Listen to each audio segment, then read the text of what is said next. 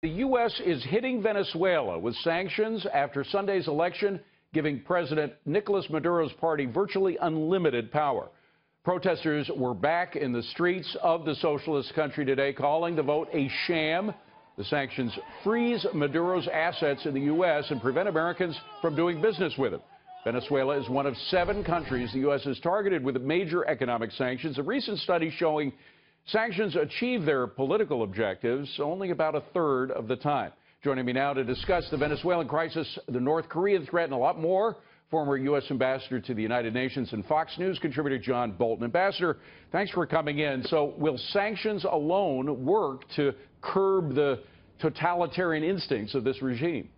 Well, these sanctions announced today will not, but I think it does send a clear political signal, long overdue, like 15 years overdue, that the Chavez-Maduro regime went beyond the line of authoritarianism a long time ago. Let's just take the sanctions against Maduro himself. All of his assets in the United States have been frozen. Sounds pretty draconian. Just ask yourself this. Do you think he's still foolish enough to have any assets in the United States worth freezing? And I think the pinprick approach of saying this business we're not going to allow to do business in the United States or this individual simply allows those who are targeted to set up cutouts and find other ways to evade the sanctions. So I think ultimately they need to be made much more sweeping in their effect. I would say this. I think the United States should find ways to go to the opposition in Venezuela, offer our assistance covertly or overtly. They may not want it. They may want some, but not others. I think our objective should be the overturning of this regime and has no democratic legitimacy. And the opposition, believe me, very disorganized, needs all the help it can get. Well, but that has led some critics, not all on the left, some critics on the right, to say, oh, geez, we don't want nation building. This is different than nation building, though, because you have a very well-organized opposition in Venezuela, represents, it could be argued, the majority of the country. They are well-organized.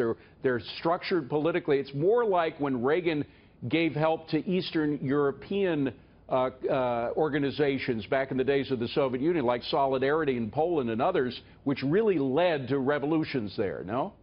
No, yeah, that's exactly right. I don't know how you can call this nation building. I've long been an opponent of nation building. This is regime change. It's the other thing a lot of people don't like. What we need to do is help the opposition, if they're willing to accept the help, to try and get this regime overturned. Then they have a very difficult task, no doubt about it, to try and reconstruct the democratic institutions that Venezuela once had. I don't think that's our role. I think that's their role. But they're never going to get to that until they get rid of Maduro.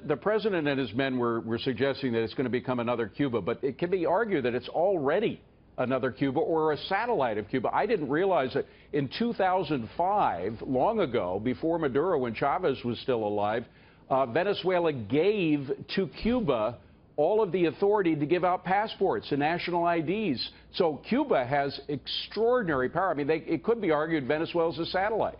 It's incredible. If you look at the advisors around Maduro, the number of very senior Cuban officials, and this has been critical to the survival of Raul Castro and the regime in Havana. These are 2 tottering dictatorships leaning on each other. And so I think if we were able to see Maduro fall in Venezuela, we'd have a chance to establish representative government again there. And I think it would have an impact on Cuba as well. One final question, and it deserves more than just one. Unfortunately, we've run out of time. But North Korea, it's clear now that that missile that they tested out the other day has the capacity to go all the way to Chicago. Don't we have to? I know we're doing a lot of defensive work, getting THAAD missile systems into South Korea and Japan. Don't we have to take offensive measures to prevent them from hitting the U.S.?